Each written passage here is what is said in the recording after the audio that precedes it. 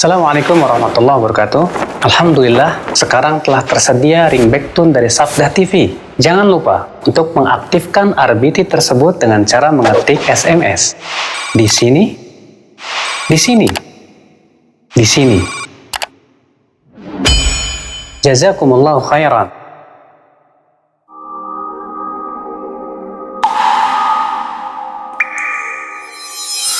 Sabda TV.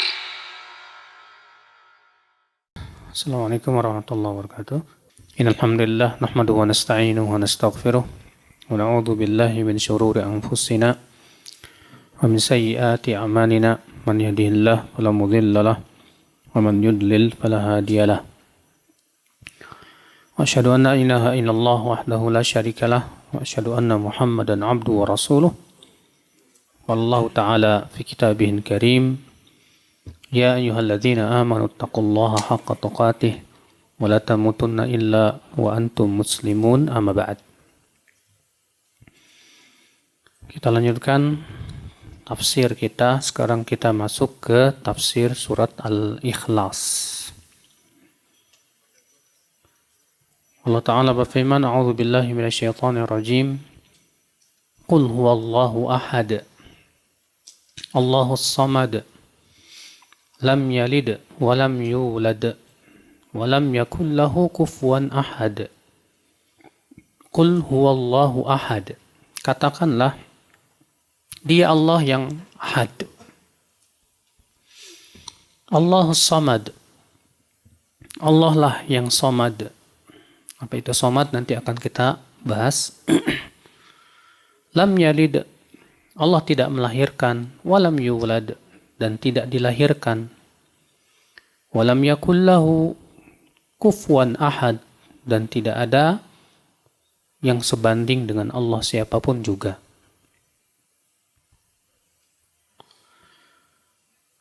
Surat ini disebut dengan surat Al-Ikhlas. Kenapa? Karena hakikatnya adalah mengikhlaskan ibadah. Demikian pula rububiyah. Demikian pula menetapkan sifat-sifat Allah Subhanahu wa Ta'ala yang paling sempurna.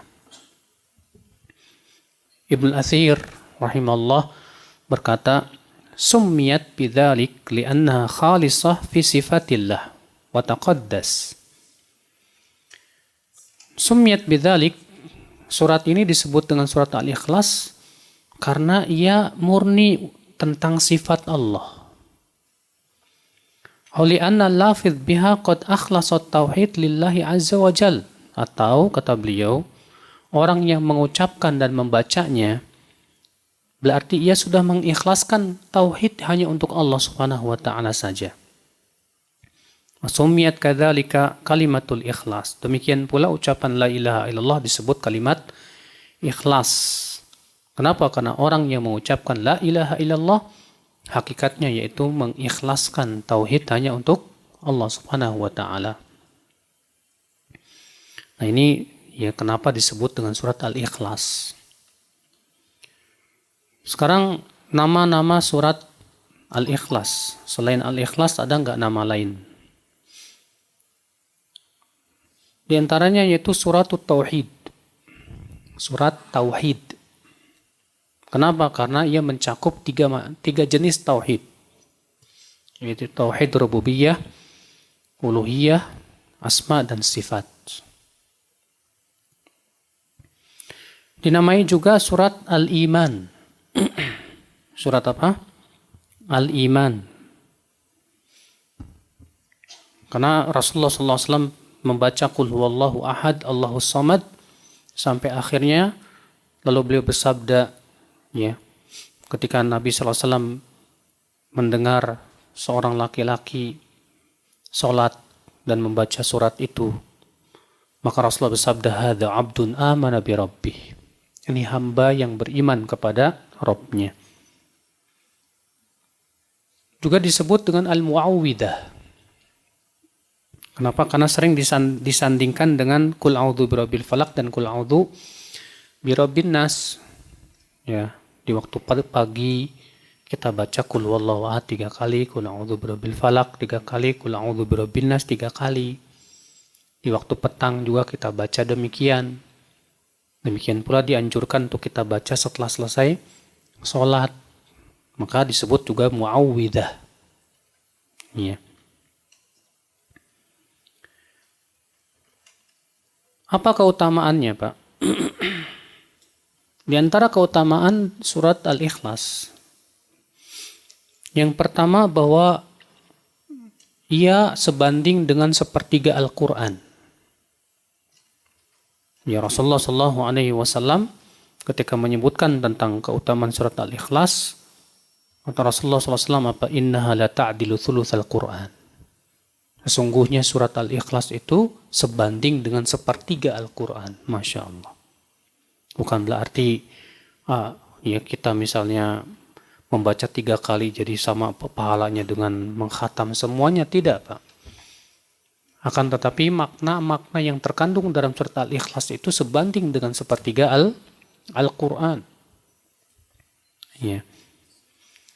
Di antara keutamaannya juga bahwa mencintai surat ini menyebabkan kita masuk surga. Sebagaimana disebutkan dalam hadis, ada seorang laki-laki yang setiap sholat, setiap rakaatnya selalu membaca Al-Ikhlas. Ketika dilaporkan kepada Rasulullah SAW, kemudian Rasulullah bertanya, kenapa kamu lakukan itu? Kata dia, inni uhibbuha ya Rasulullah, karena aku mencintai surat ini ya Rasulullah. Apa kata Rasulullah? Hubbuka iyyaha yudkhilukal jannah. Cintamu kepada surat Al-Ikhlas itu akan memasukkan kamu ke surga. Iya. Ikhwatul Islam, azani Allah wa yakum. Kemudian sebab turunnya ayat ini. Apa sebab turunnya ayat ini? Ketahuilah ya akhi, bahwa ayat-ayat Al-Quran dilihat dari sebab turunnya ada 2 macam. Ada ayat-ayat Al-Quran yang memiliki sebab turun, yang disebut dengan asbabun nuzul. Ya, ada sebab-sebab turunnya Al-Quran, ayat tersebut. Namun itu jumlahnya tidak banyak, Pak.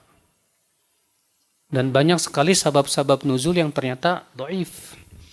Oleh karena itu dipilah dan dipilih yang sahih dan yang dhaif oleh Syekh Muqbil dalam kitab beliau yang bagus sekali yang berjudul Sahih Asbabin Nuzul. Ya. Yang kedua yaitu ayat-ayat yang tidak memiliki sebab turunnya. Dan ini kebanyakan ayat-ayat Al-Quran. Kebanyakan ayat-ayat Al-Quran itu tidak memiliki sebab nuzul. Ya. Nah, surat Al-Ikhlas apa sih sebab turunnya?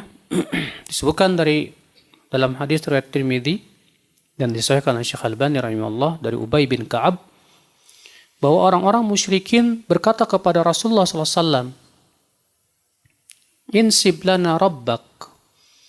Wahai Muhammad, coba sebutkan nasab Tuhanmu itu. Ya, orang-orang musyrikin mengatakan, ya, berkata kepada Rasulullah apa? Coba sebutkan nasab Tuhanmu. Maka Allah pun kemudian turunkan surat ini. Qul huwallahu ahad. Allahus samad. Lam yalid walam yulad. Allah tidak melahirkan dan tidak dilahirkan. Ya. Nah, ini sebab turunnya ayat tersebut ya akhul Islam azani Allah wa yakum. Sekarang kita bahas sedikit demi sedikit. Allah Ta'ala berfirman, Qul, katakan. Siapa yang menyuruh mengatakan? Yaitu Nabi Muhammad SAW. Qul ya Muhammad, katakan hai Muhammad, Allahu ahad. Dalam qiraat Ibnu Mas'ud, ya, karena ada qiraat mutawatir tuh ada sekitar 10 lebih, Pak. Ya, di antaranya qiraat Ibnu Mas'ud. Itu dengan lafaz Qul huwallahul wahid. Sementara kebanyakan ahli tafsir membacanya dengan Qul huwallahu ahad. Oleh karena itulah ya akhul Islam, ya, baik al-wahid maupun ahad itu semakna. Ya, walaupun sebagian orang mengatakan bahwa ahad itu lebih kuat daripada apa? Al-wahid. Kenapa? Karena ahad itu hanya untuk Allah saja. Beda dengan al-wahid. Al-wahid itu yang pertama berarti ada yang kedua dan yang lainnya. Sedangkan ahad itu hanya untuk Allah, artinya satu-satunya, yang esa, yang tunggal. Akan tetapi ya, disebutkan dalam hadis lain bahwa Nabi Shallallahu Alaihi Wasallam bersabda dalam hadis yang dikeluarkan oleh Bukhari dan Muslim dari hadis Abu Sa'id Al-Khudri, "Ayajizu ahadukum an yaqra' thulutsal Qur'an fi lailah?" Apakah salah seorang dari kalian merasa lemah untuk membaca sepertiga Al-Quran dalam semalam? Maka para sahabat mendengar itu menjadi berat sekali. Waduh, semalam baca sepertiga Al-Quran, berat banget. Ya. Waqalu ayyuna yutiqu dzalika ya Rasulullah. Lalu para sahabat berkata, wahai Rasulullah, siapa di antara kami yang mampu itu, wahai Rasulullah? Siapa yang mampu membaca sepertiga Al-Quran dalam semalam? Maka kemudian Rasulullah bersabda, Allahul wahidus samad, thuluthul Quran. Ya, itu Allahul wahidus samad maksudnya yaitu Qul huwallahu ahad, Allahus samad. Tapi Rasulullah di sini menyebutnya dengan Allahul wahidus samad. Itu sama dengan sepertiga Al-Quran. Ya, berarti qiraat Ibnu Mas'ud yang menyebutkan Qul huwallahul wahid itu ada asalnya memang. Ya. Ikhwatul Islam azani Allahu akum. Qul huwallahu ahad. Fallahu huwal ahad, maka Allah adalah ahad. Alladzi la yusyariku fi hadzal wasfi mausufun. Di mana tidak ada ya sesuatu pun yang memiliki sifat seperti ini. Ya, karena Allah itu artinya satu-satunya yang berhak disembah. Satu-satunya yang paling sempurna. Satu-satunya zat yang bisa memberikan manfaat dan mudarat. Satu-satunya pencipta langit dan bumi. Satu-satunya yang bisa mengabulkan doa. Satu-satunya yang bisa menghilangkan mara bahaya. Satu-satunya tempat yang kita bermunajat. Maka Allah ahad, tunggal. Berarti kita jadikan Allah itu satu-satunya ya tempat kita beribadah. Yang tidak boleh kita palingkan kepada selain Allah Subhanahu wa taala. Dan inilah hakikat tauhid. Di mana hakikat tauhid itu la ilaha illallah, artinya tidak ada ilah yang berhak disembah kecuali siapa? Allah Subhanahu wa taala saja. Maka Allah Subhanahu wa taala ahad. Ya, tunggal. Ya. Berkata Al-Azhari, al-wahid min sifatillah. Kata al-wahid termasuk sifat Allah, juga termasuk nama Allah Subhanahu wa taala. Ma'nahu annahu la thaniyalah. Artinya, maksudnya yaitu tidak ada yang kedua. Karena Allah satu-satunya zat yang berhak disembah. Tidak ada yang kedua, tidak ada yang ketiga. Wa yajuzu an yun'at asy-syai' bi annahu wahid. Walaupun ya terkadang sesuatu yang lain bisa disifati dengan kata wahid, sedangkan ahad hanya untuk Allah Subhanahu wa taala saja. Qul huwallahu ahad. Allahus samad. Allah lah samad. Apa sih samad, Pak? Samad itu mempunyai beberapa makna. Makna yang pertama yang disebutkan oleh Abdullah bin Mas'ud radhiyallahu an, sebagaimana disebutkan oleh Ibnu Abi Asim, ya. Kata Ibnu Mas'ud, as-samad as-sayyid alladzi qad intaha su'daduhu. Samad itu artinya sayyid yang telah sampai kepada puncak kesempurnaannya. Ya. Di mana tidak ada yang lebih sempurna dari Allah Subhanahu wa taala. Itu makna yang pertama. Daripada mana apa? As-samad. Sementara Ibrahim An-Nakhai menafsirkan makna as-samad alladzi yasmadu ilaihin nas hawaijahum, yaitu yang manusia menggantungkan hajat-hajat mereka kepada Allah Subhanahu wa taala. Bahkan seluruh makhluk pun menggantungkan hajatnya kepada Allah. Mereka butuh kepada Allah, mereka fakir kepada Allah, sehingga Allah menjadi tempat bergantung seluruh makhluk. Maka itu itu di antara makna apa? As-Samad, yang artinya tempat bergantung seluruh makhluk. Semua makhluk fakir kepada Allah. Semua makhluk butuh kepada Allah Subhanahu wa taala. Maka tempat mengadukan seluruh kebutuhannya hanyalah Allah Subhanahu wa taala. Ya. Sementara Imam Mujahid menafsirkan as-samad itu alladzi la jaufalah, yang tidak memiliki lubang, perut, rongga maksudnya. Yang tidak berongga. Ya. Dan tafsiran yang ketiga ini juga disahihkan oleh Syekh Al-Albani dalam Dhilalul Jannah. Makna yang keempat yaitu yang disebutkan oleh Imam Al-Hasan Al-Basri, bahwa as-samad itu al-baqi ba'da khalqihi, yang terus kekal, ya, dan akan terus kekal. Dan ini juga pendapat Imam Qatadah dari tabi'in. Apakah mana yang lebih kuat? Kita katakan semua makna ini benar, ditunjukkan oleh makna as-samad tersebut. Ya. Karena Allah Subhanahu wa taala telah sampai ke kesempurnaannya, tidak ada yang menyainginya, Pak. Maka Allah sempurna dalam seluruh sifatnya, dalam seluruh namanya, dalam semua perbuatannya. Maka Allah Subhanahu wa taala tempat bergantung seluruh makhluk. Semua makhluk butuh kepada karunia-Nya. Tidak ada satupun makhluk yang tidak lepas dari karunia Allah Subhanahu wa taala. Ya. Artinya yang lepas dari karunia Allah. Tidak ada makhluk yang merasa tidak butuh kepada Allah. Semua makhluk butuh kepada Allah Subhanahu wa taala. Demikian pula Allah kekal selama-lamanya. Ya. Dan Allah pun juga tidak berperut, karena kan yang namanya perut tempatnya apa, Pak? Ya, makanan. Sedangkan Allah tidak butuh makan. Allah Subhanahu wa taala justru yang memberi makan. Maka ini semua makna-makna tersebut benar. Ya, tidak bertabrakan satu sama lainnya. Fal makna al-jami' alladhi yadkhulu fi kulli ma fusira bih. Jadi disebutkan di sini maknanya itu mencakup seluruh yang disebutkan tadi. Maka Allah Subhanahu wa taala as-samad huwa kamilus sifat alladzi qad kamula fi ilmihi wa mulkihi wa hikmatihi wa hilmihi wa qudratihi wa 'azamatihi wa rahmatihi wa sa'iri awsafihi.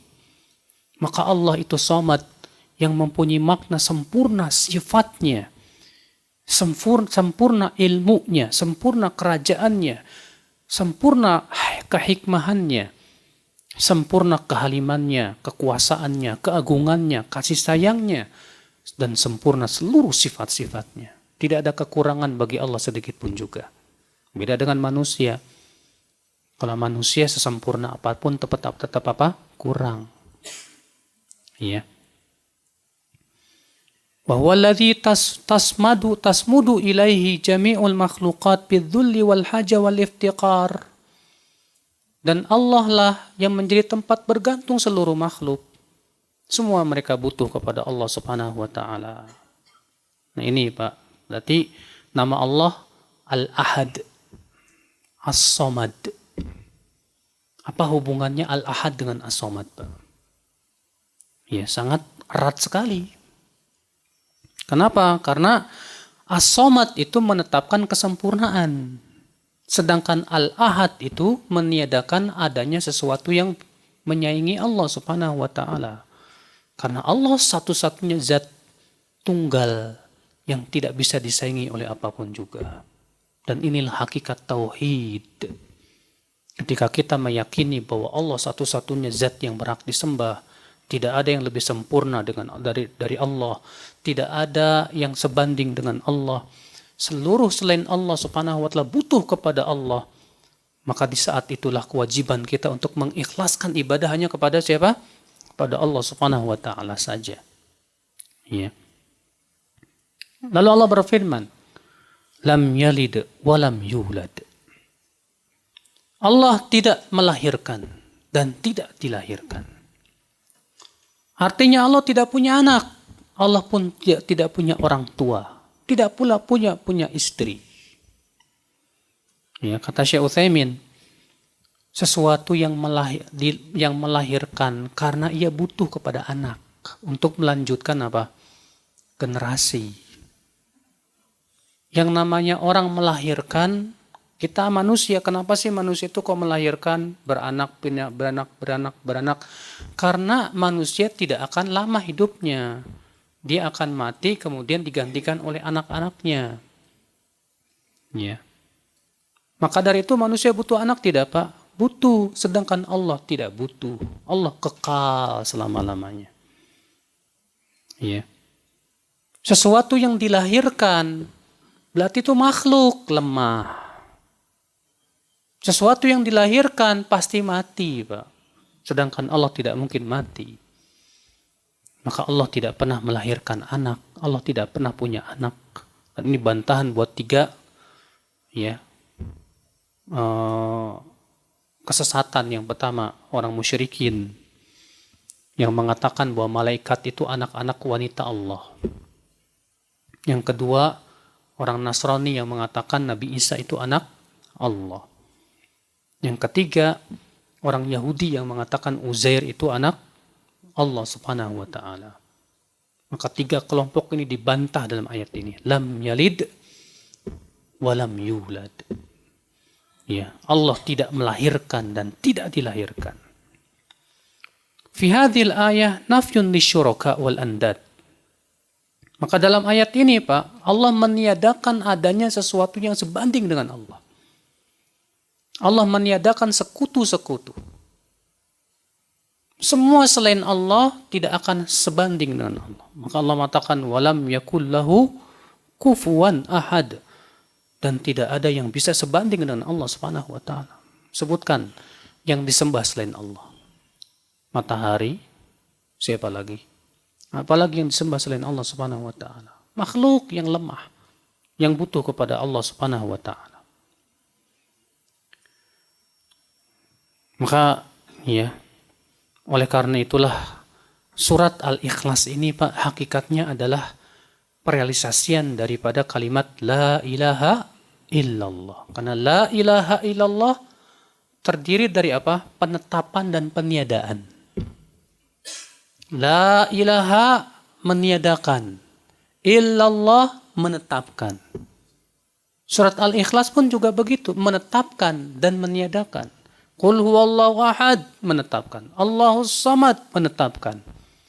Setelah itu Allah meniadakan. Lam yalid walam yulad. Walam yakul lahu kufuwan ahad. Dan inilah ya hakikat daripada tauhid. Di mana kita mentauhidkan Allah Subhanahu wa taala. Maka pantas saja ya, kalau surat ini, Pak, disebut oleh Rasulullah SAW sebagai apa? Thuluthul Quran. Sepertiganya apa? Al-Quran. Karena agung sekali ini surat ini. Luar biasa. Inilah ya surat tafsir surat daripada Al-Ikhlas. Sekarang kita masuk kepada surat Al-Lahab. Atau Al-Masad. Allah Ta'ala berfirman, A'udzu billahi minasyaitonir rajim. Tabbat yada abi lahabin wa tabb. Ma aghna anhu maluhu wa ma kasab. Sayasla naran dhata lahab. Wa imra'atuhu hammalatal hatab. Fi jidiha hablum min masad. Tabbat yada. Tabat, ya. Kata-kata tabba itu artinya celaka, binasa. Dan surat ini, Pak, sebab turutnya adalah ketika Rasulullah SAW berdiri di Bukit Sofa, Lalu kemudian Rasulullah SAW berteriak, ya sobahah. Kata ya sobahah itu biasanya digunakan oleh orang Arab untuk memanggil orang bahwa ada sesuatu yang penting ini. Ya, ya sobahah. Maka berkumpullah para orang-orang Arab itu. Ada apa ini? Ya. Kemudian Rasulullah SAW mengingatkan bahwasannya beliau memperingatkan akan adab yang pedih. Rasulullah bersabda, bagaimana kalau aku kabarkan kepada kalian bahwa di belakang bukit ini ada pasukan yang akan menyerang kalian. Apa kata orang-orang Quraisy? Wallahi ma jarrabna 'alaika kadiba. Demi Allah kami telah tidak pernah mengetahui engkau berdusta, hai Muhammad. Lalu Rasul bersabda, fa inni mungdirukum baina yaday adzabin syadid. Sesungguhnya aku memperingatkan kalian akan datangnya azab yang keras jika kalian tidak mentauhidkan Allah. Rupanya Abu Lahab ya berkata apa? Tabban laka alihada jama'tana. Celaka kamu. Untuk ini kamu mengumpulkan kami. Masya Allah. Dan ternyata apa? Abu Lahab tidak sampai situ. Walau Abu Lahab terus menghalang-halangi dakwah Rasulullah SAW. Bahkan yang paling keras permusuhannya terhadap dakwah Rasulullah SAW. Abu Lahab ini. Ketika Rasulullah SAW mendatangi. Karena kan kaum Arab itu Pak, ada yang disebut dengan pasar Uqad. Pasar Uqad ini biasanya setahun sekali. Dan dari seluruh kabilah Arab datang itu. Nah ketika mereka sedang berkumpul, Rasulullah SAW mendatangi mereka mendakwahi. Sementara Abu Lahab di belakang. Setiap kali Rasulullah berdakwah, wahai ya kaum Arab, masuk Islamlah, bertauhidlah. Apa kata Abu Lahab? Bohong, bohong, ini orang tukang dusta. Ya. Masya Allah. Dan ini ayat Pak termasuk bukti akan kebenaran Al-Quran. Kenapa? Karena Allah Subhanahu wa Ta'ala menyebutkan dan menurunkan ayat ini di awal-awal Rasulullah berdakwah. Tabbat yada abi lahabin wa tab. Celaka kedua tangan Abu Lahab dan pasti celaka. Allah memastikan bahwa Abu Lahab pasti akan celaka dan binasa. Dan ternyata benar. Abu Lahab meninggal setelah beberapa waktu setelah perang Badar. Ya, terkena penyakit namanya adas. Ya, keluar dari tubuhnya itu kayak bisul-bisul yang mematikan. Sehingga kemudian ia pun mati. Dalam keadaan ia di atas kekafiran. Ya, bahkan anaknya saja tidak berani menguburkan karena takut ketularan penyakit yang menular itu. Sampai akhirnya 3 hari 3 malam gak dikuburin. Sampai akhirnya kemudian mereka mandikan cuma dengan diguyur aja, kemudian dibuang dan dilempari dengan batu. Iya. Dan ternyata yang Allah Subhanahu wa Ta'ala kabarkan benar. Berarti ini bukti akan kebenaran apa? Al-Quran.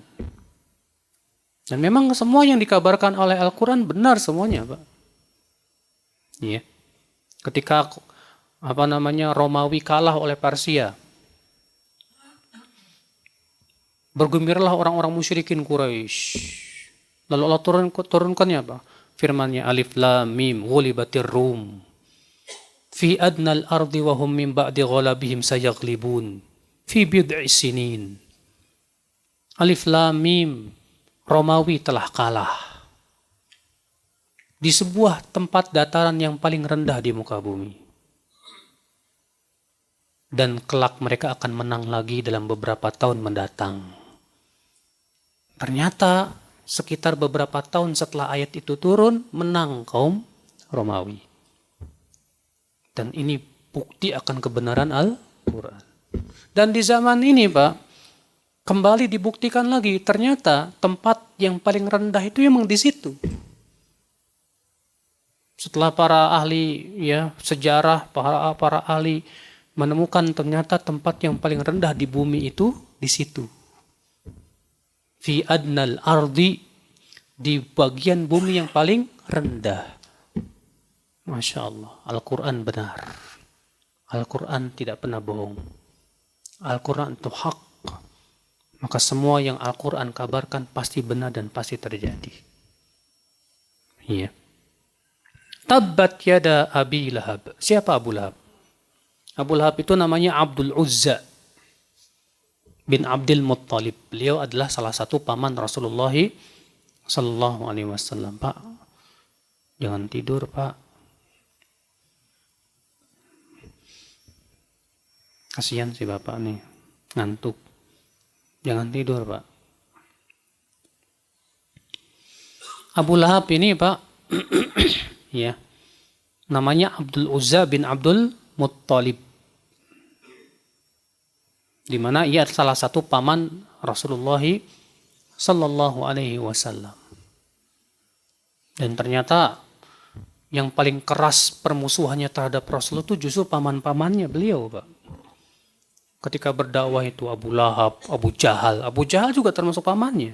Abu Sufyan juga termasuk pamannya. Namun Abu Sufyan qadarullah, ya, dia masuk Islam. Sedangkan Abu Lahab dan Abu Jahal dua-duanya mati di atas kekafiran. Memang sudah sunatullah. Ya. Kenapa disebut Abu Lahab? Lahab itu apa? Lahab. Hah?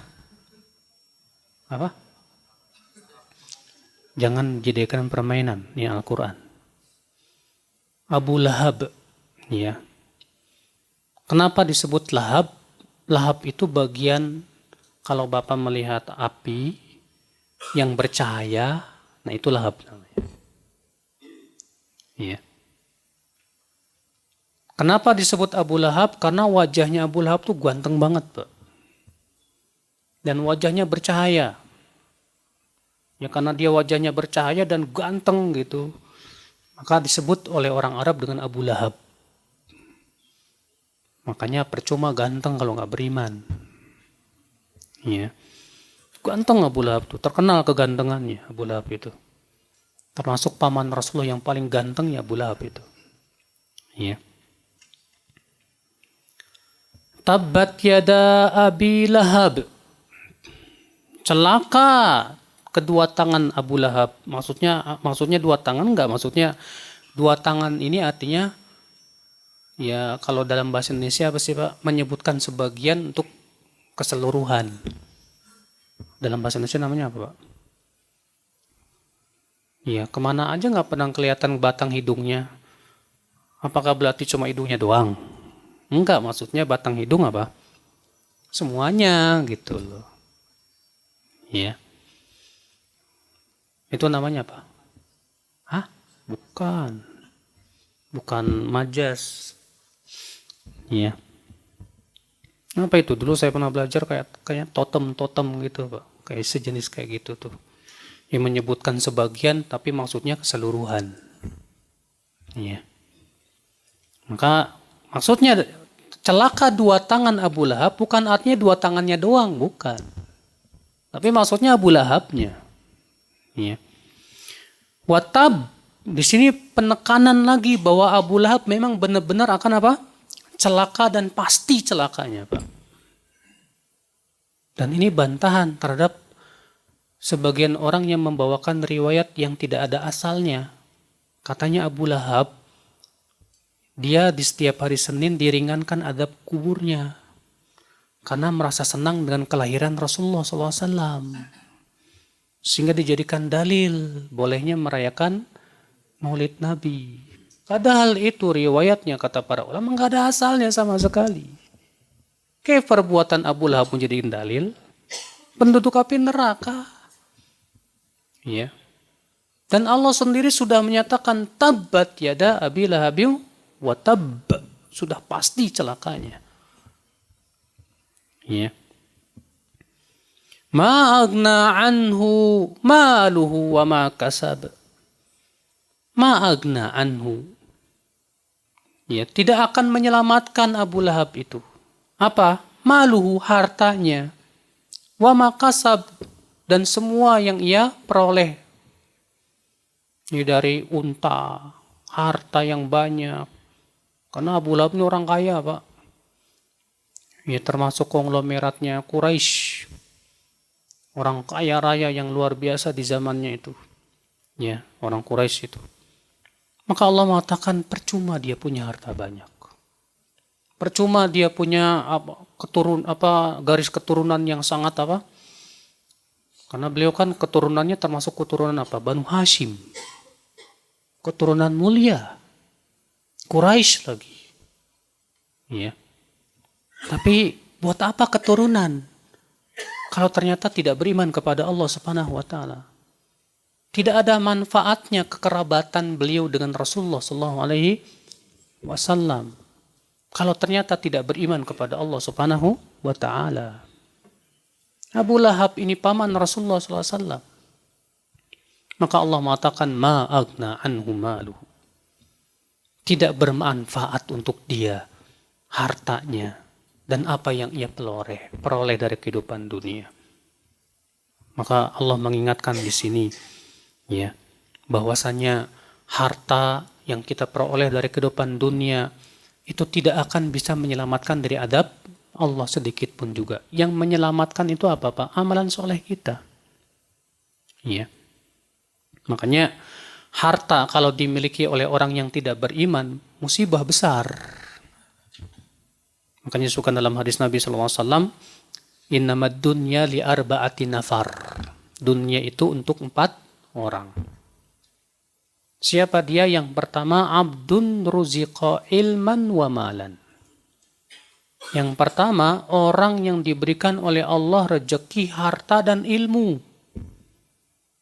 Dengan ilmunya ia bertakwa kepada Allah, dia menyambung silaturahim, dan ia pun mengeluarkan sebagian apa?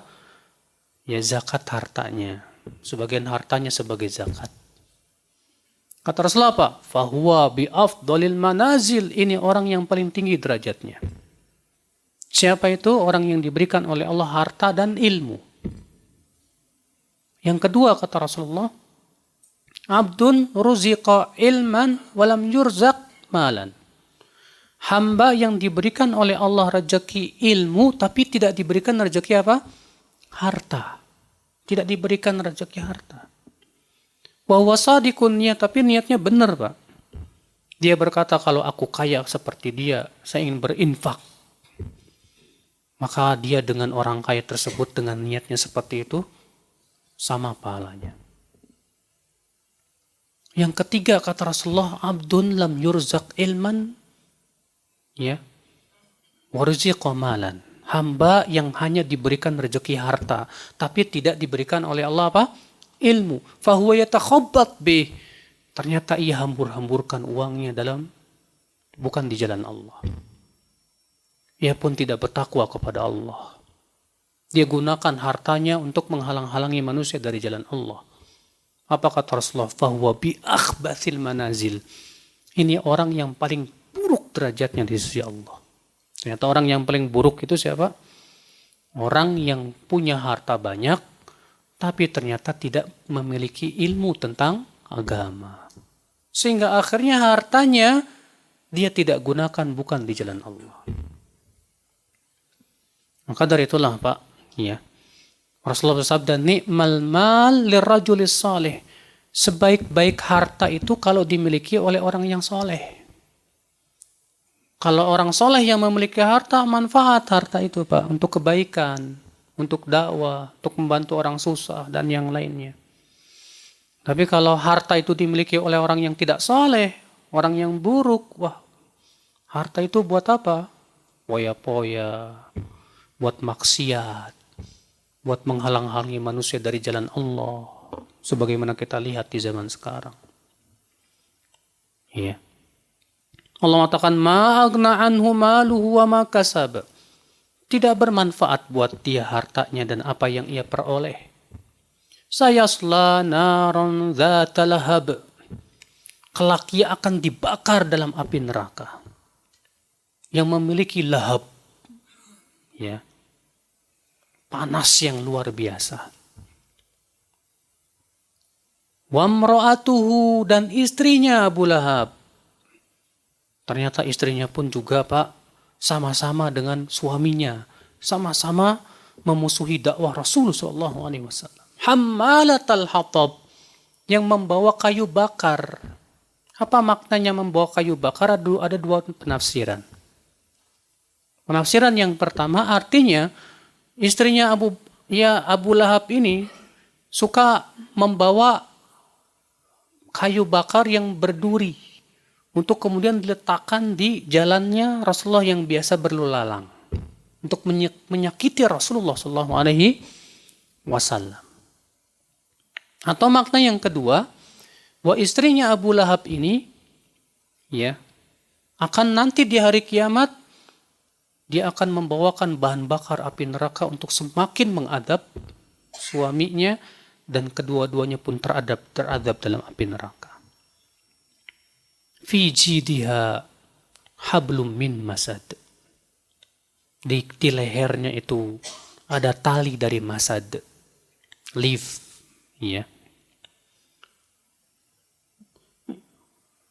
Artinya bahwa istrinya Abu Lahab ini Pak, penafsiran sebagian ulama mengatakan bahwa ia mencari kayu bakar tersebut lalu kemudian diikatkan di lehernya. Sebagian ulama mengatakan sebagai balasan dia karena dia menggunakan tali-tali tersebut untuk mencari kayu bakar dan menghalang-halangi jalan Rasulullah SAW, maka Allah akan gantikan dengan tali dari api neraka di lehernya. Ya subhanallah. Ini ya akal Islam. Dan ayat ini terbukti. Ternyata Abu Lahab dan istrinya mati di atas kekafiran. Keduanya tidak masuk Islam. Fa'allahul musta'an. Kita masuk ke surat An-Nasr. Surat An-Nasr termasuk adalah surat yang terakhir turun.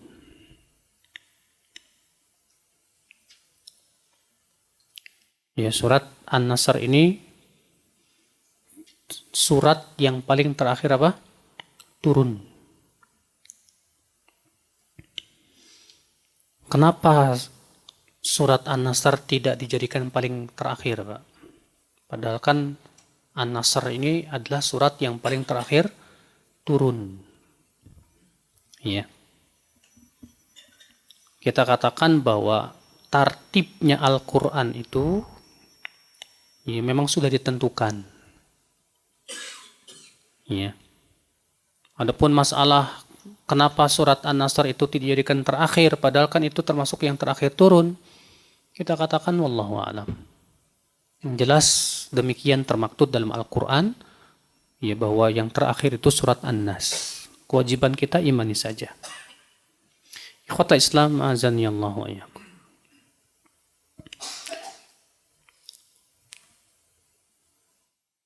Suatu ketika pernah Umar bin Khattab memegang tangan Ibnu Abbas. Kemudian Umar pun memasukkan ke Dewan Syuro, membawa Ibnu Abbas ke Dewan Syuro. Dewan Syuro itu artinya para sahabat yang menjadi tempat musyawarahnya Umar, di mana para sahabat ini terdiri dari para ulama-ulama yang sangat dalam keilmuannya, Pak. Di bawah Ibnu Abbas yang masih muda ini. Kemudian Abdurrahman bin Auf berkata, kenapa kamu bawa anak kecil itu? Kami juga punya anak-anak yang seumur dengan dia kok. Kata Umar bin Khattab, ya, kalian tentu tahu siapa anak ini. Ya Ibnu Abbas, anak paman Rasulullah SAW. Kemudian Umar bertanya, hai Ibnu Abbas, apa pendapat engkau tentang makna firman Allah, idza jaa nasrullahi wal fath? Dalam satu riwayat, Umar bertanya kepada para pembesar sahabat itu, menurut kalian, apa makna firman Allah ini? Idza jaa nasrullahi wal fath. Apabila telah datang pertolongan Allah dan kemenangan. Kata para sahabat, itu artinya ayat itu mengatakan bahwa kemenangan telah datang kepada Rasulullah SAW. Maka kemudian Umar menengok kepada Ibnu Abbas dan berkata, "Wahai Ibnu Abbas, menurut engkau apa makna ayat ini? Idza jaa nasrullahi wal fath." Apa kata Ibnu Abbas? Itu artinya ajal Rasulullah SAW telah tiba, telah dekat. Kata Umar, sungguh apa yang engkau ucapkan sama dengan pendapat saya. Bahwa itu adalah dekatnya ajal Rasulullah SAW. Ini menunjukkan akan kedalaman ilmu Ibnu Abbas. Dan itu tidak aneh, karena Rasulullah yang mendoakan langsung Ibnu Abbas supaya diajarkan tafsir, Masya Allah. Allah Ta'ala berfirman, "Idza jaa nasrullahi wal fath." Idza jaa, apabila telah datang, nasrullah, pertolongan Allah, wal fath, dan kemenangan. Ya. Di sini Allah Subhanahu wa taala menyebutkan dengan kata-kata fi'il madhi. Idza jaa, apabila telah datang. Artinya bahwasanya telah benar-benar datang kemenangan tersebut. Dan ini janji Allah Subhanahu wa taala. Dan memang ya, janji itu sudah terrealisasi ketika Rasulullah masih hidup. Di mana Allah berikan kemenangan, Pak, semenang-menangnya. Allah mengatakan idza jaa nasrullah, apabila telah datang pertolongan Allah Subhanahu wa taala, wal fath, dan kemenangan. Ya. Dan di akhir hayat Rasulullah, Islam menang. Mekah pun menjadi bagian dari Islam. Bahkan dalam hampir semua peperangan Rasulullah, Allah berikan pertolongan dan kemenangan. Bahkan kemenangan itu, Pak, setelah terjadinya perdamaian Hudaybiyah. Ternyata Allah menyebut perdamaian Hudaybiyah pun juga dengan Al-Fath. Ya. Kenapa? Karena setelah perdamaian Hudaybiyah, Rasulullah semakin bebas berdakwah, Pak. Semakin bebas berdakwah. Sampai Rasulullah mengirimkan dai-dai, utusan-utusan ke para raja, ke kabilah-kabilah, sehingga banyak kemudian kabilah-kabilah yang masuk Islam. Sampai akhirnya orang-orang Quraisy sendiri yang membatalkan perjanjian.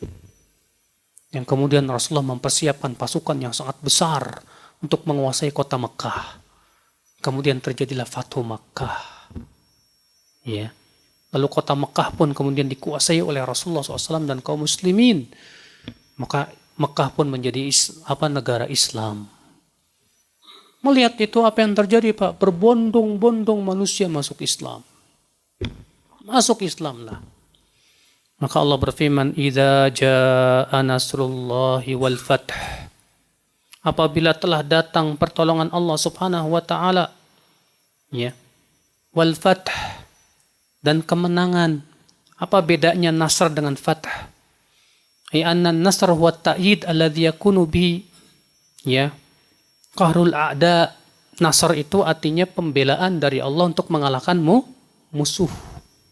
Wal fatah wa fathu masakinihim, dan yang dimaksud dengan fatah yaitu menguasai tempat-tempat mereka. Ya, kalau nasr artinya pembelaan dari Allah, pertolongan ketika menghadapi musuh. Sedangkan fatah itu artinya menguasai negara-negara musuh. Iya. Dan Rasulullah SAW juga dijanjikan oleh Allah, Pak, di mana umat Islam ini kerajaannya akan sampai ke tempat-tempat yang sampai kepada siang dan malam. Rasulullah bersabda apa? Inna mulka hadhil ummah, saya belughu mulku hadhil ummah ma balaghal lail wan nahar. Sesungguhnya kekuasaan umatku ini akan sampai ke tempat-tempat yang sampai pada siang dan malam. Artinya, kekuasaan Islam akan sampai ke seluruh dunia. Dan benar tidak, Pak? Benar. Sampai ke Indonesia, sampai ke ujung timur, ujung barat, sampai Masya Allah. Ya. Walaupun terjadi ikhtilaf para ulama. Apakah yang Rasulullah sebutkan tadi, bahwa kerajaan umat Islam ini akan sampai ke tempat-tempat yang sampai padanya siang dan malam itu sudah terrealisasi atau belum? Sebagian ulama mengatakan sudah terrealisasi. Sebagian mengatakan seperti Syekh Albani, belum. Kenapa? Karena ya buktinya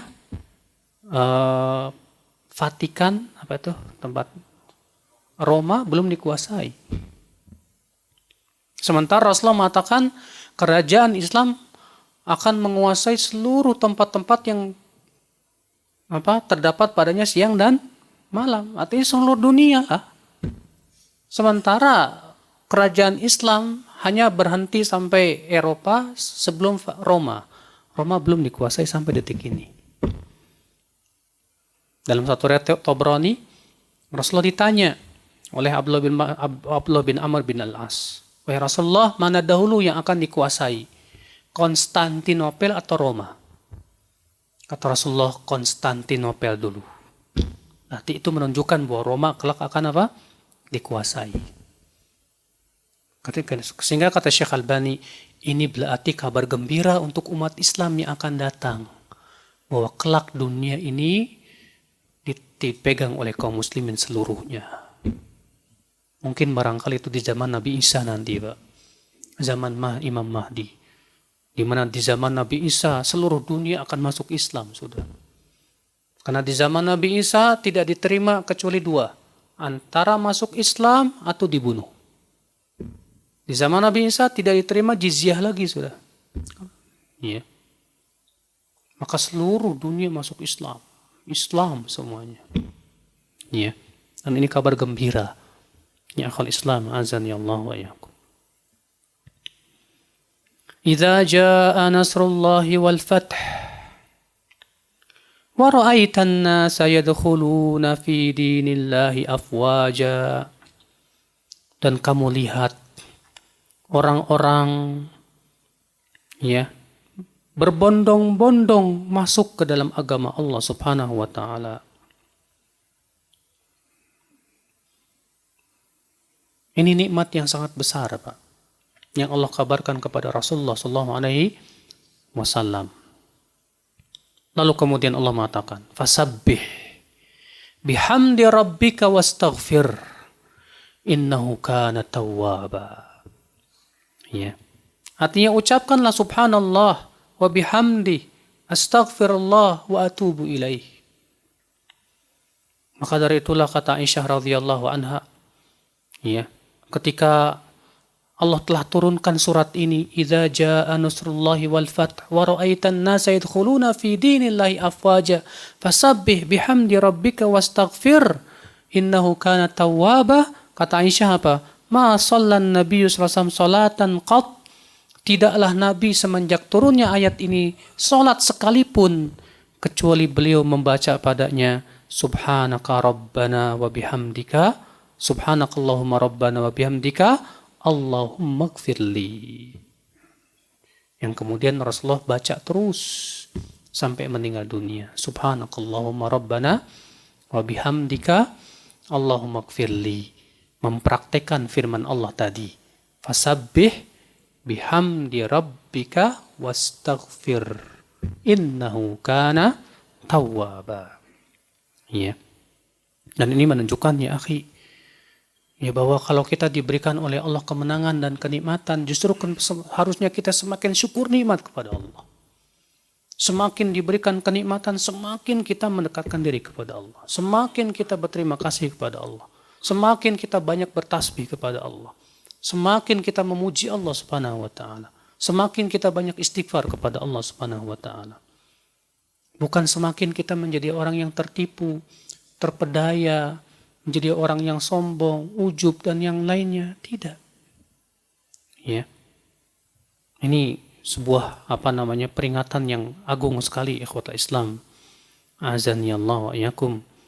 Ya, agar kita menjadi orang-orang yang senantiasa mensyukuri nikmat, ya, apabila diberikan oleh Allah Subhanahu wa taala kenikmatan yang besar tersebut.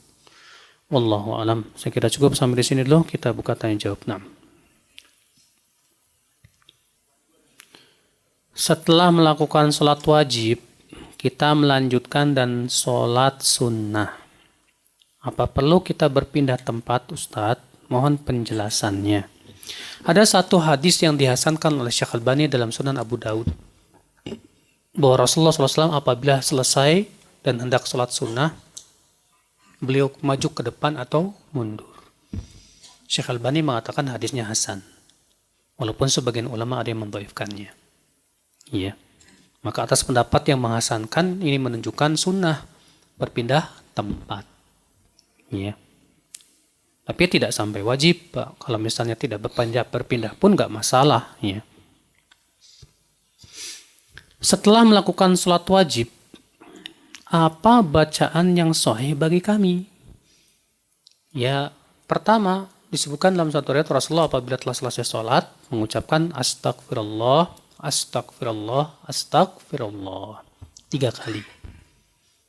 Adapun riwayat astagfirullah, ya, alladzi la ilaha illahu wa atubu ilaih, maka itu dhaif. Yang sahih hanya cukup astagfirullah saja. Tidak ada tambahan astagfirullahaladzim, tidak. Adapun riwayat yang saya sebut tadi, astagfirullahaladzim alladzi la ilaha illahu wa atubu ilaih, itu riwayatnya dhaif, tidak sahih. Yang sahih itu tadi astagfirullah, astagfirullah, astagfirullah. Kemudian mengucapkan Allahumma antas salam wa minkas salam tabarakta ya dzal jalali wal ikram. Tidak ada tambahan wa ilaika ya'udus salam. Itu tambahan murni, tak ditambah-tambah, Pak. Ya, tidak ada satupun riwayat yang menambahkan wa ilaika ya'udus salam. Yang benar, Allahumma antas salam wa minkas salam tabarakta ya dzal jalali wal ikram. Kemudian Rasulullah mengucapkan la ilaha illallah wahdahu la syarikalah, lahul mulku wa lahul hamdu wa huwa ala kulli syai'in qadir. La ilaha illallah wahdah wa la na'budu illa iyyah, lahun ni'mah wa lahul fadl wa lahul thana'ul hasan. La ilaha illallah mukhlishina lahuddin walau karihal kafirun. Kemudian Rasulullah mengucapkan la ilaha illallah wahdahu la syarikalah, lahul mulku wa lahul hamdu wa huwa ala kulli syai'in qadir. Allahumma la mani'a lima a'tait wa la mu'tiya lima mana'at wa la yanfa'u dzal jaddi minkal jadd. Untuk maghrib dan subuh beliau membaca la ilaha illallah wahdahu la syarikalah, lahul mulku wa lahul hamdu yuhyi wa yumit wa huwa ala kulli syai'in qadir 10 kali. Tapi ini khusus untuk maghrib dan subuh. Kemudian membaca subhanallah 33 kali. Alhamdulillah 33 kali. Allahu Akbar 33 kali. Ditutup dengan la ilaha illallah wahdahu la syarikalah, lahul mulku wa lahul hamdu wa huwa ala kulli syai'in qadir. Kata Rasulullah, siapa yang membaca ini, maka akan digugurkan dosa-dosanya walaupun sebanyak buih di lautan. Boleh juga la ilaha subhanallah 33 kali, alhamdulillah 33 kali, Allahu Akbar 34 kali. Boleh juga subhanallah 10 kali, alhamdulillah 10 kali, Allahu Akbar 10 kali. Boleh juga subhanallah 25, alhamdulillah 25, la ilallah 25, Allahu Akbar 25. Iya. Itu sebagaimana pernah kita bahas di fikih salatnya. Kemudian membaca apa? Ayat kursi. Dan merutinkan baca ayat kursi setelah sholat fardu itu salah satu jalan menuju surga. Kata Rasulullah, siapa yang membaca ayat kursi setelah sholat, tidak ada yang menghalangi ia dari surga kecuali kematian. Lalu dianjurkan baca kul huwallahu ahad, kul a'udzu birabbil falaq, dan kul a'udzu birabbin nas. Apakah disyariatkan baca Al-Fatihah? Nggak ada dalilnya. Ya. Seperti yang dilakukan oleh sebagian masyarakat itu membaca Al-Fatihah. Ya. Kalau kita mau berdoa boleh, tapi setelah selesai zikir itu semua. Setelah selesai zikir baru kita berdoa kepada Allah, silahkan. Adapun kemudian setelah sholat langsung berdoa, ini tidak sesuai dengan syariat atau sunnah Rasulullah SAW.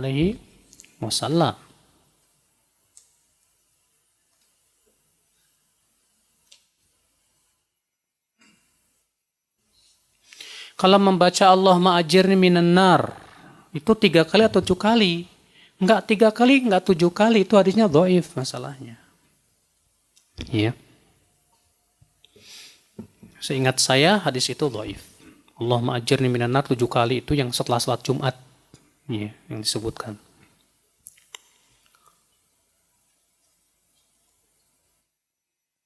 Ustadz, boleh nggak sih menyebut hari Minggu sebagai hari Ahad? Kan disebutkan tadi bahwa Ahad itu hanya untuk Allah Subhanahu wa Ta'ala. Masalahnya apa? Kaum umat Islam dari semenjak dahulu sudah menyebut hari Minggu dengan apa? Ahad. Itsnain, Tsulatsa, Arbi'a, Khamis, Jumu'ah, Sabat, Ahad. Dan saya belum mendapatkan satupun ulama yang mengingkari ini. Ya. Dalam Al-Quran kita disuruh untuk mentadaburi, bukan menafsirkan. Hikmahnya apa ya Ustadz? Pak, mentadaburi itu bagian dari menafsirkan. Jadi kalau kita mentadaburi sudah otomatis apa? Menafsirkan. Karena hakikat tadabur itu memahami ayat per ayat. Ya, bentuk katanya, kemudian redaksinya, kemudian melihat apa? Makna-maknanya. Dan itulah hakikat tafsir. Bagaimana coba? Sekarang Bapak mau mentadaburi Al-Quran, caranya gimana coba? Iya. Nih, saya mau tanya sama yang bertanya. Cara mentadaburi Al-Quran gimana caranya? Ya baca terjemahnya aja. Oh bukan tadabur itu.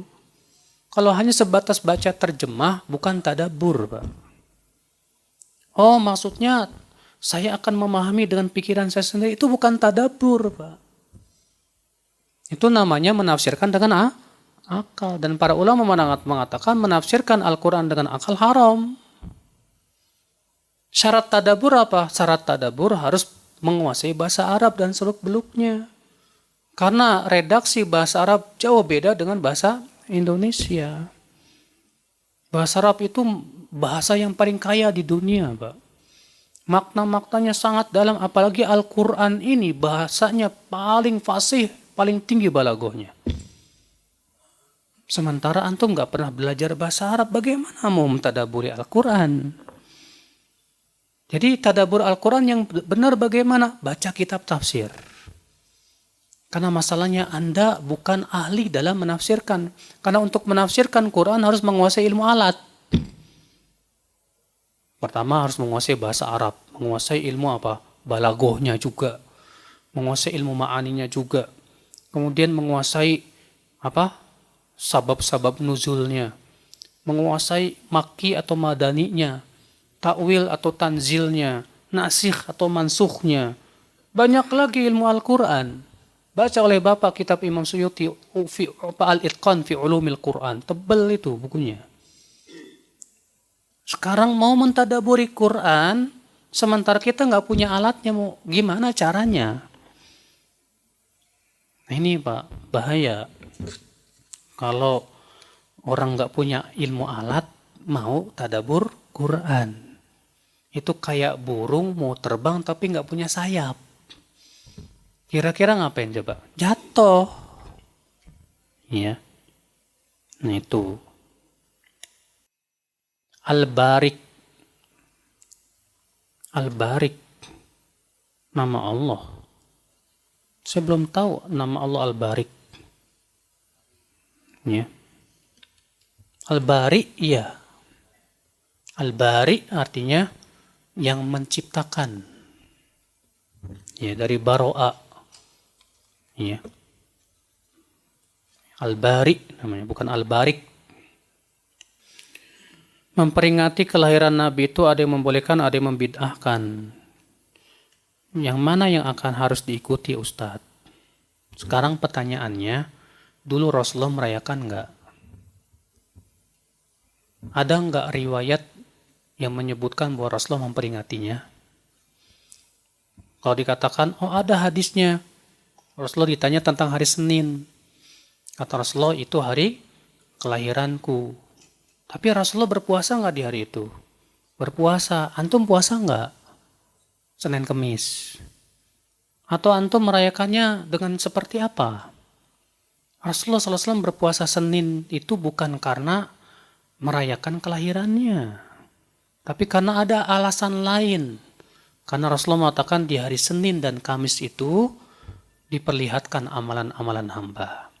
Dan aku ingin berpuasa di saat itu. Iya. Para sahabat cinta banget sama Rasulullah nggak, Pak?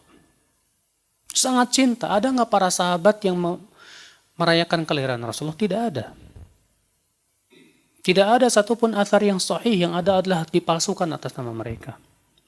Para tabi'in ada, para tabi'ut tabi'in ada, imam yang 4 saja, Imam Syafi'i, Imam Ahmad, Imam Abu Hanifah, tidak ada.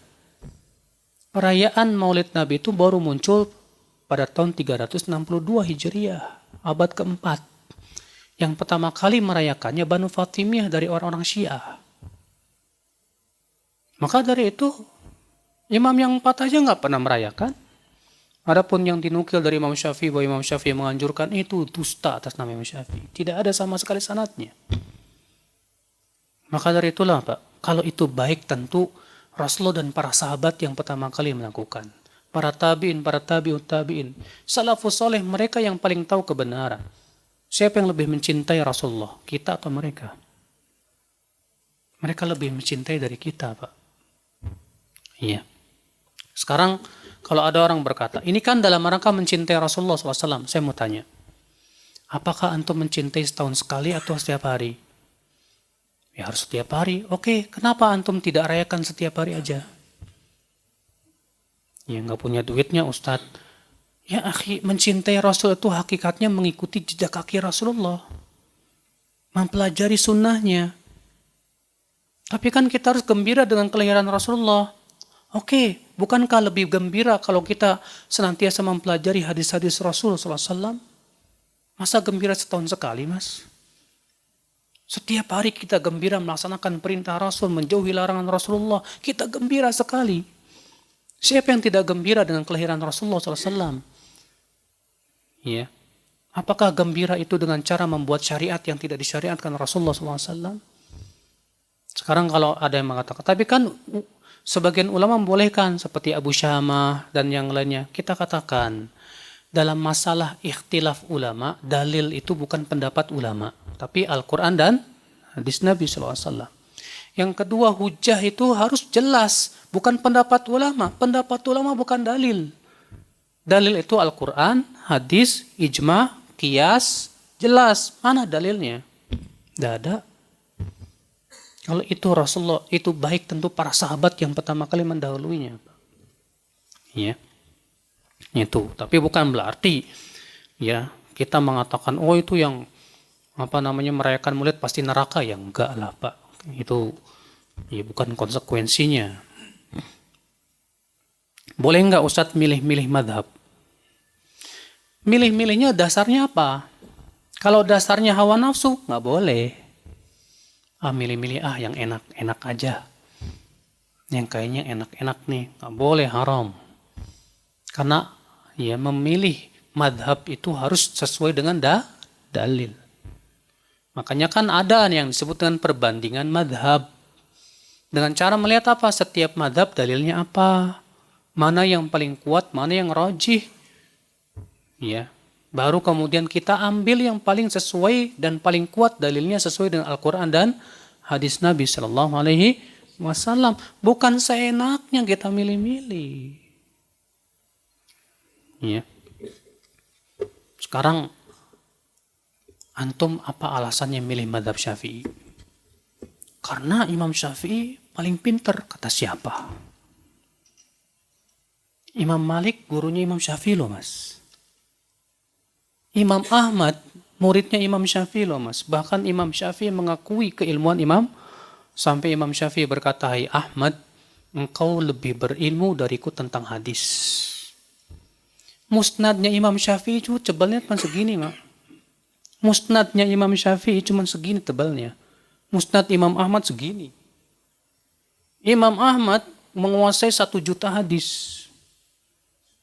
Dan Imam Syafi'i mengakui kalau Imam Ahmad lebih berilmu dari beliau tentang hadis. Kenapa antum nggak milih madhab Imam Ahmad aja? Alasannya kamu kenapa memilih satu madhab tanpa yang lainnya? Emangnya Imam Ahmad bukan ulama? Emangnya Imam Syafi'i, Imam Malik bukan ulama? Sehingga antum mengatakan gak boleh keluar dari madhab Syafi'i. Aneh sekali. Apa pernah Imam Syafi'i mengatakan kepada murid-muridnya, kamu jangan keluar dari madhab saya? Justru yang Imam Syafi'i katakan apa? Idza wajadta fi kitabik qauli ma yukhaliful hadis. Kalau kalian mendapatkan dalam buku saya ini pendapat saya yang bertabrakan dengan hadis, yang harus kalian ambil hadis Rasulullah SAW. Buang jauh-jauh pendapatku. Itu Imam Syafi'i tidak pernah mengajarkan kamu harus ikut pendapat saya, enggak. Yang diajak oleh Imam Syafi'i, kalau pendapatku bertabrakan dengan hadis, ambil hadis, buang pendapatku. Ini pendidikan yang agung dari Imam Syafi'i loh Pak. Itu menunjukkan Imam Syafi'i nggak pernah ngajarin fanatik pada dirinya sendiri. Kalaulah Pak nggak boleh banyak-banyak madhab, sekarang saya mau tanya, ketika Imam Syafi'i menuntut ilmu, di saat itu ada berapa madhab? Ada 2, Maliki, Hanafi. Kenapa Imam Syafi'i bikin madhab sendiri? Pendapat-pendapat sendiri. Berarti itu menunjukkan bukti bahwasanya Imam Syafi'i tidak pernah mengajarkan untuk fanatik kecuali kepada Allah dan Rasulnya. Imam Ahmad muridnya Imam Syafi'i. Tapi ternyata Imam Ahmad terkadang menyelisih Imam Syafi'i. Ya, bahkan murid kesayangannya Imam Syafi'i itu Imam Ahmad, Pak. Murid Imam Syafi'i yang paling pintar itu Imam Ahmad. Ya. Bahkan menjadi ulama besar yang ternama sekali. Nah itu ya akhal Islam, azani Allah wa iyyakum. Boleh nggak sih Ustadz merapikan jenggot? Karena orang tua sama istri minta. Atau jenggot nggak boleh terpotong sama sekali. Kalau melebihi segenggam, ya, ikhtilaf para ulama. Apakah disunahkan untuk dipotong atau tidak? Imam Nawawi dalam kitab Syarhul Muhadzab apa? Yang rajih makruh. Memotong yang melebihi segenggam. Makruh kata Imam Nawawi.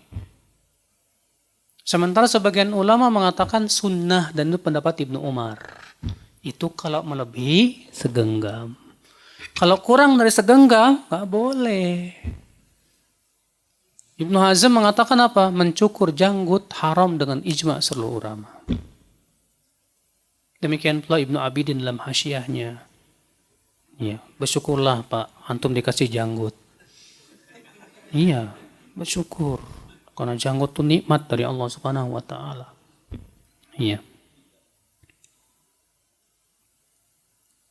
Mengapa manusia sangat susah sekali mengimani Al-Quran ya Ustadz ya? Contohnya terhadap surat Al-Ikhlas, di mana surat ini sepenuhnya menegaskan kemurnian keesaan Allah. Namun yang terjadi malah banyak kemusyrikan. Ya masalahnya ada iblis dan bala tentaranya, ada hawa nafsu, ada orang-orang yang berusaha untuk menghalang-halangi. Ya. Makanya tidak aneh. Kenapa banyak manusia tidak mau beriman, tidak yakin kepada Al-Quran? Karena ya itu Pak, penghalangnya banyak sekali Pak. Ya, sudah iblis dalam babat pentaranya, belum lagi hawa nafsu yang ada dalam hatinya, belum lagi yang lainnya. Allah musta'an. Ustaz, kenapa sih orang Yahudi memiliki otak yang lebih cerdas daripada kaum muslimin? Cerdas percuma kalau enggak beriman. Ngapain? Tidak ada manfaatnya cerdas, Pak. Dan memang Allah Subhanahu wa taala ketika mensifati Nabi Ishak, Allah mensifatinya apa? Gulamun alim. Ya. Anak yang alim, berilmu, cerdas. Makanya keturunan Nabi Ishak Kalau Yahudi kan dari Nabi Ishak, cerdas semuanya. Banyak yang cerdas. Tapi kecerdasan nggak ada manfaatnya, Pak, kalau tidak disertai dengan apa? Ketundukan. Iblis lebih cerdas lagi dari antum, Pak. Iya, iblis itu cerdas. Tapi cerdasnya iblis menimbulkan kesombongan. Percuma cerdas tapi sombong. Nggak digunakan akal pikirannya untuk beriman kepada Allah Subhanahu wa Ta'ala. Iya. Nah, itu. Udah masuk maghrib belum? Apa? Wih, 40 detik lagi.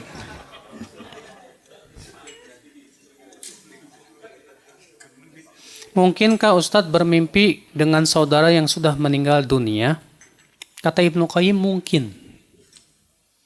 Kenapa? Karena ketika kita tidur, roh kita pun digenggam oleh Allah. Ya. Maka akan ada kemungkinan kita bertemu dengan orang yang roh yang sudah meninggal dunia, karena itu alam roh. Sangat mungkin. Adakah surat yang dikhususkan untuk mendoakan orang yang telah meninggal dunia? Tidak ada dalilnya. Surat khusus. Adapun surat bacakan Yasin kepada orang-orang yang sudah meninggal dunia, itu hadisnya dhaif.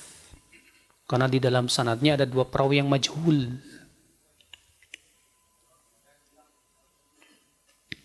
Bagaimana cara yang sesuai sunnah memperingati Maulid Nabi?